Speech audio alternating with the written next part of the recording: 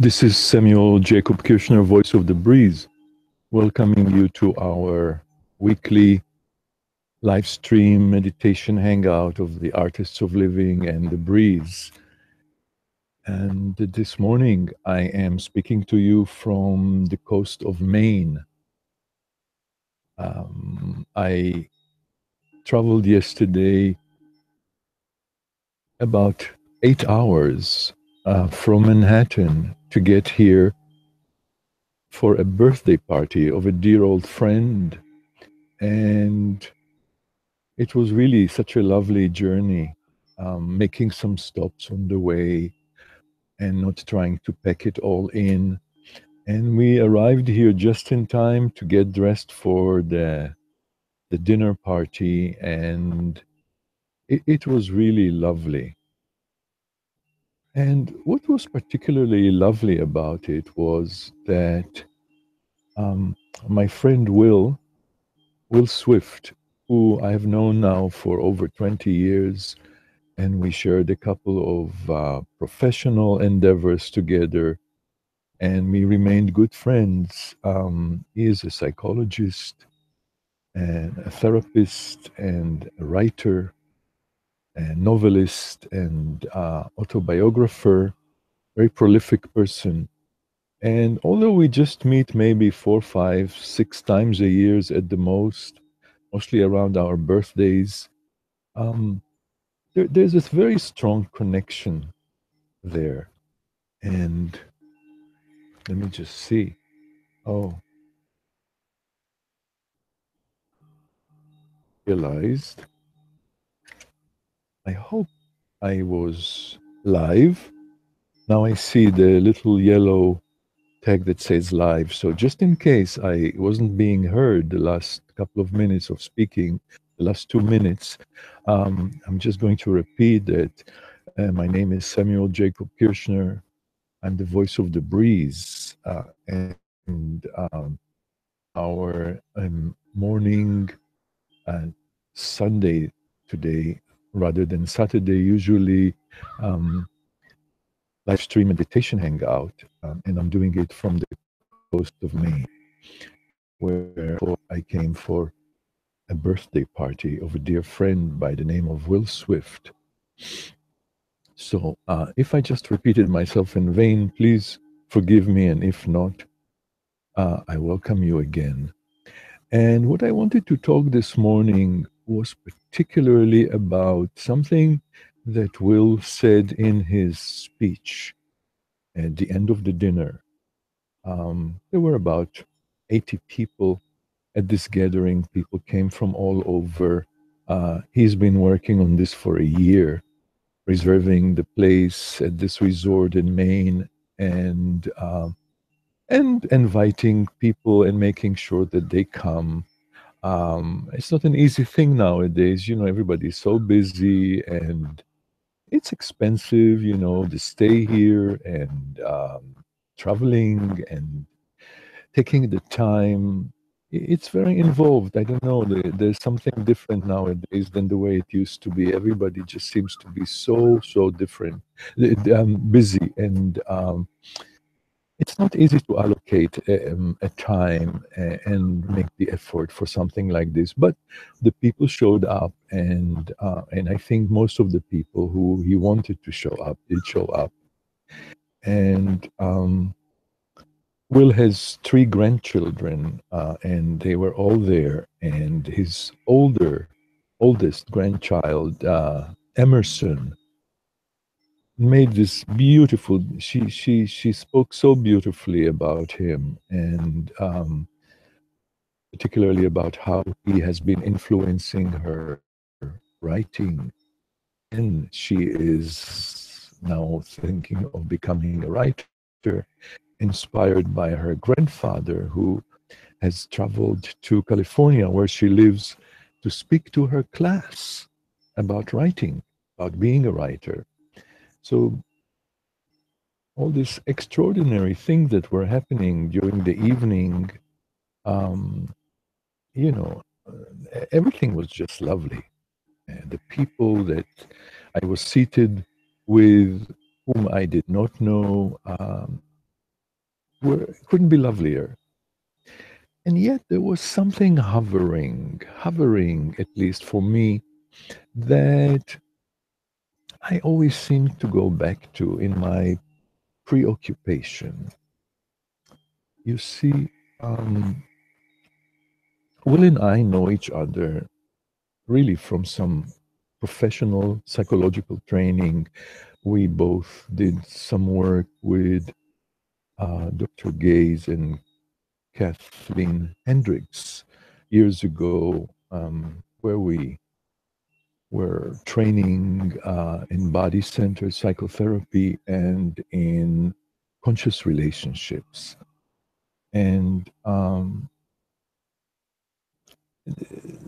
although we have maintained both a personal and a professional relationship, there are a couple of things that, you know, came up, especially around this last election, of which I really didn't find many people like Will who I could really discuss some of the feelings that came up for me around our new president and the administration, things that really didn't have so much to do with the issues and the agendas and all of that. It had to do more emotionally, where it triggered me. And where it triggered me was that I felt that my original trauma, the trauma of the Holocaust, of genocide, of brutality against people, really came up for me. And there were very few people that I could get a common empathetic feeling that they really understood what I was talking about. I don't know, most people seem to want to talk about the issues and, what this candidate offers versus what that candidate offers. But for me, I didn't even get to that as much as how much I was triggered emotionally by the possibility that in this country in which I have been now for 42 years, there was a feeling in me that some things that my whole life I have run away from, in a sense, or looked for safety around, that it could repeat itself here. Something about the manner in which this president spoke about handicapped, about people with handicap, people, minorities. It was so raw. It reminded me of, it reminded me of the Holocaust. What can I say? And even as I'm saying it right now, there's a place in me that feels like it's maybe my dramatic persona, that my tendency to exaggerate sometimes emotions. But, when I spoke to Will about it, and we used to speak about it, particularly in reference to other friends who, you know, my God, I've never met really, in a sense, I've never met diehard Republicans, right wingers. I mean, I don't know. They don't seem to be my friends. I mean, all the right reasons. And I also have the reference of Israel, which is where I grew up, and I find that the situation there is also very similar in that you know there is something that's happening there regarding the Palestinians that it's beyond politics. There is something, it's more in the realm of the soul and humanity, which I cannot live without. I mean, I can't deny the wounds of my soul. I mean, my whole life is engaged in in caring for my soul and healing the wounds of my soul. And I call it many different things, but I call it often the lost part in my soul is what I am constantly looking to heal and connect with. And Will had an amazing way of understanding that and reaffirming that for me that I'm not being crazy here. And last night, I was very, very impressed when, in the midst of all this joy and the acknowledgements and the speeches, when Will spoke, he said something about the wound of the soul that many people feel right now uh, around this new administration. And it's very hard to talk about it in terms of, rational political talk.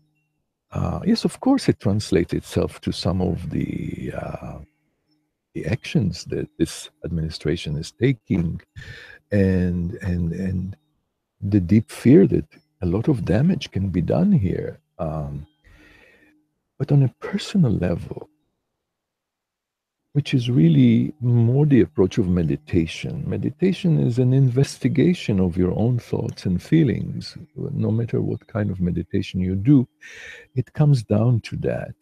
And it's really a very open and bold dialogue with life. In a sense, I do believe that all the answers are within, and my experience has been telling me that I just need to follow the breath. And whenever I follow the breath, I get really all the answers that I've been looking for in my mind, but in a different way, in a way that's more energetic and not always with words, a little bit more with feelings like emotional intelligence. And so when Will spoke yesterday and he spoke about, he acknowledged the wound of the soul that so many people in the room were feeling. And we didn't really get to talk much about it because it wasn't the kind of evening where, it didn't turn to be, of course, a therapy session or like a group processing. But it was so important to acknowledge what was hovering in the room.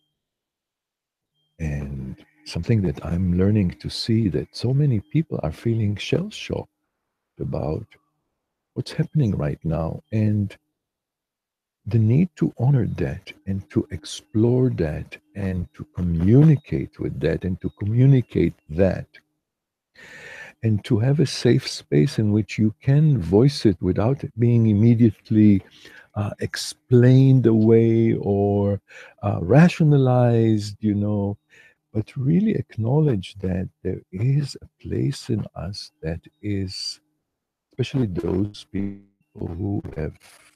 who are recovering from trauma, post-traumatic stress.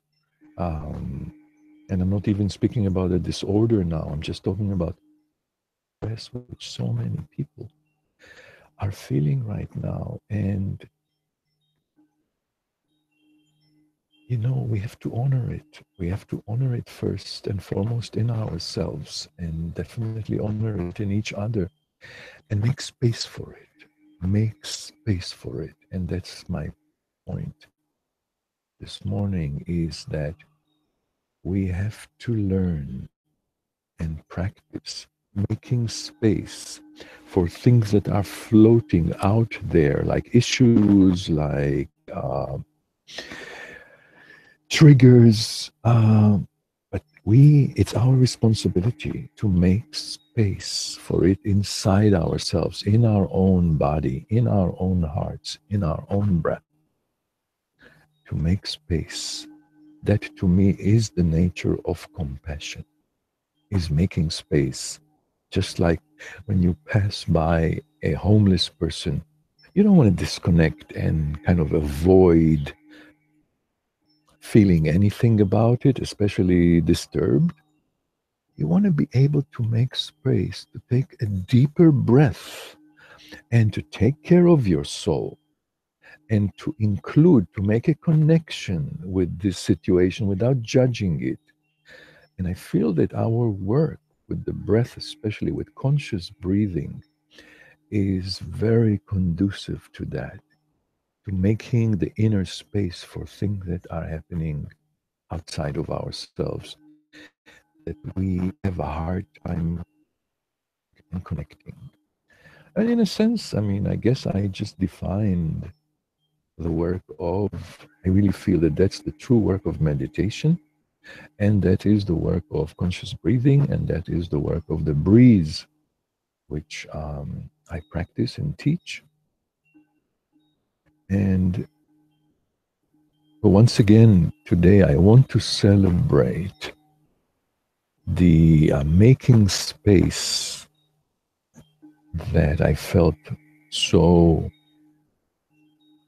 honored and joyous to be participating in last night at Will's birthday party, and the way he made space for it and acknowledged it, and reaffirming that this amazing skill of making space inside of us that are happening or not happening outside of us, but in our perception, is so, I find it to be such a noble um, quest and journey.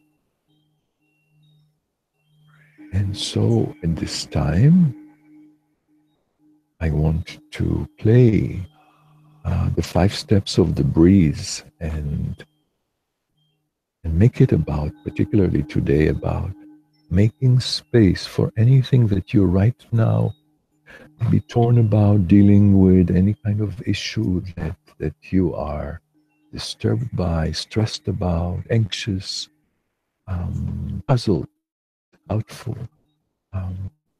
Learn to make space for it inside your own experience in your body, heart, and breath. And please can follow the instruction that I'm about to play in my breathe. You can participate internally or actually move and participate externally as well. And I'll do the same, of course. Pay attention to your breath. Breathing in through the nose, breathing out through the nose.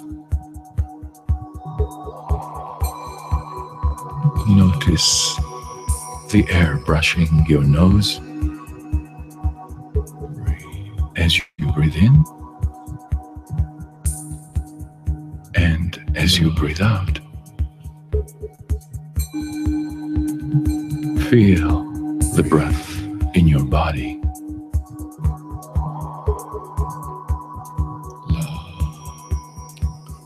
Do you notice any struggle in your breath?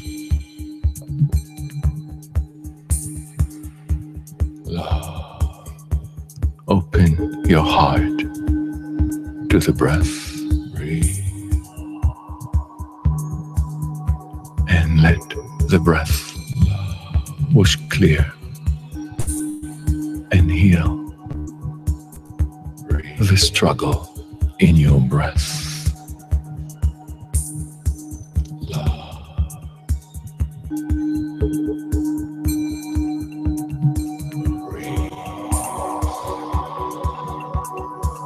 Let the pulsation of your breath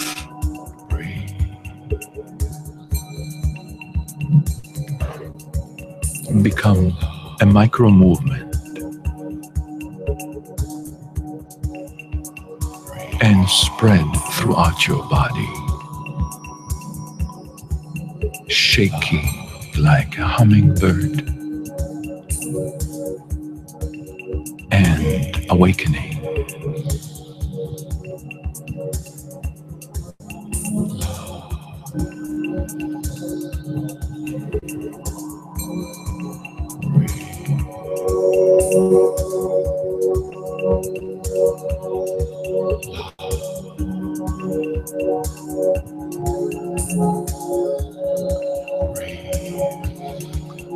Shake your wrists and toes.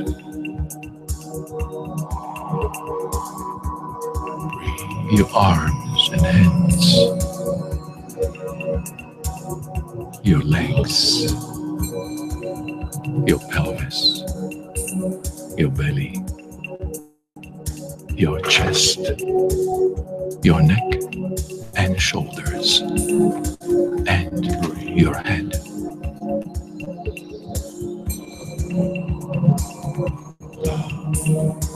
Shake from the core.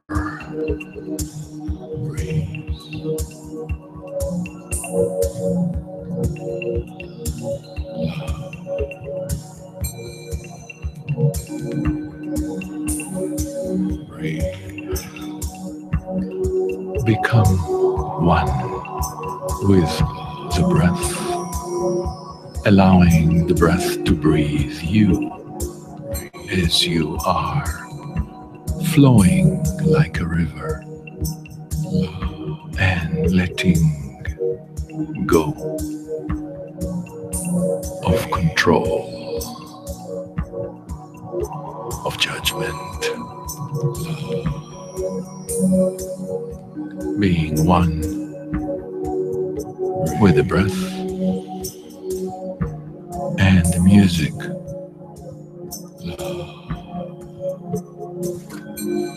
Have a dialogue with your soul.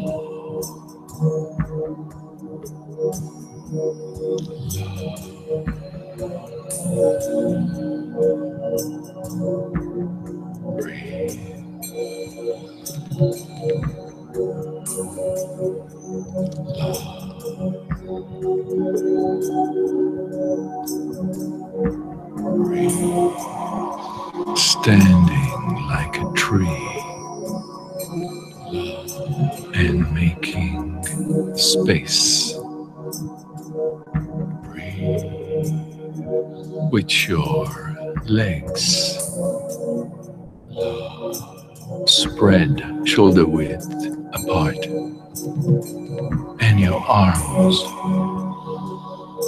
open like branches of a tree and your knees bent.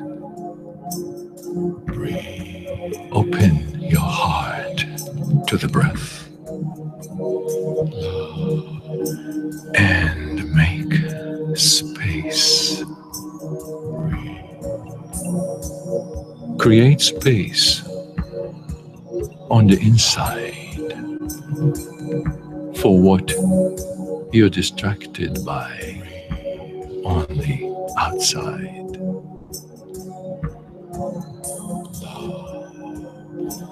Have compassion for yourself.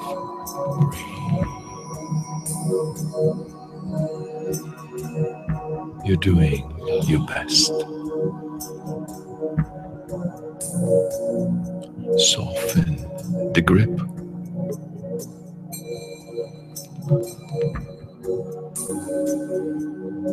Allow the breath to permeate every part in your body that is feeling tense, achy, constricted.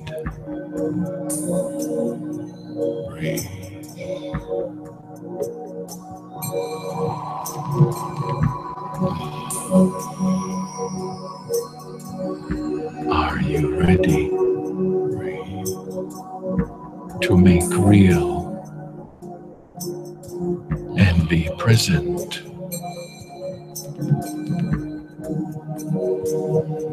your experience now?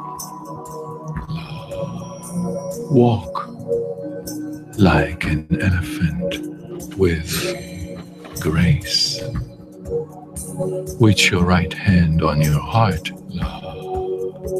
and your left hand on your belly.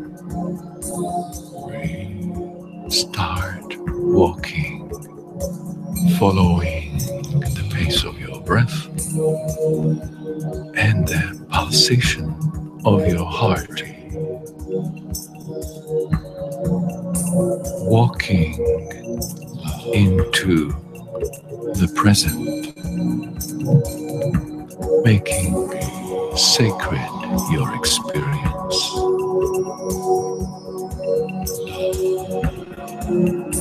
moment by moment, breath by breath.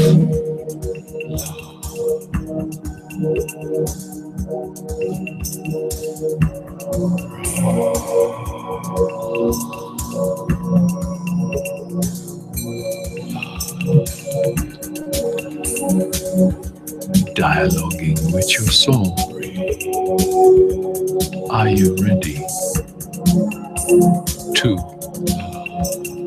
dance and celebrate?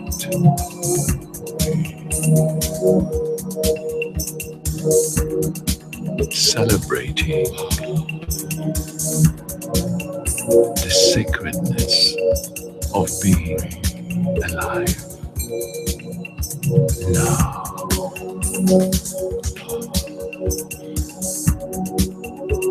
of being loved,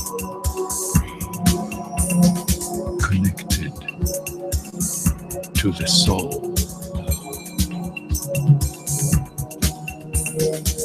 one with life.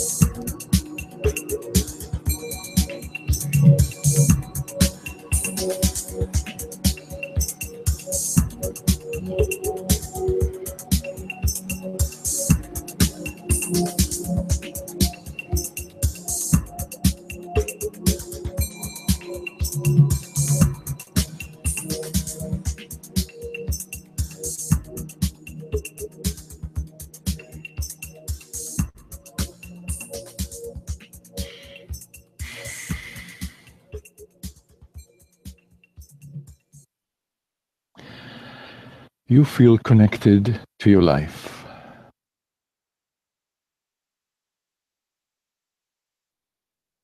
Well, with the kind of view that I am doing this around and that I can see here, it's not too difficult to be connected to life, connected to the breath, and trust that life is good, that we are good, and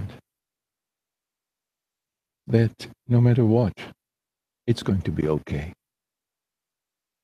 And that is part of why I do this work and why I do this every week, because there is no feeling like that. And especially in these uncertain times, it is so amazing to be able to find something that you can trust in, no matter what. And I call it many names, you know. Sometimes I call it life, sometimes I call it higher power, sometimes I call it breath, sometimes I call it God. Um, but it's for you to find your personal connection, your personal experience with it. And I just wish it for you because there is nothing like it in the world, in life. So, to find out more information about us and about our work and our offerings, please go to The Breeze, BREAZ.com. Join the community of artists of living by becoming a member. You can give your email, and actually you'll prompt to do that, right? And get all our communications, and also get back some meditation and tracks, audio tracks of our meditations. And this is Samuel Jacob Kirshner, voice of the breeze, wishing you a day filled with joy, confidence, and ease. Have a blessed end of the weekend. I will see you next weekend again, next Saturday morning at 8. You can access us on YouTube and on the website.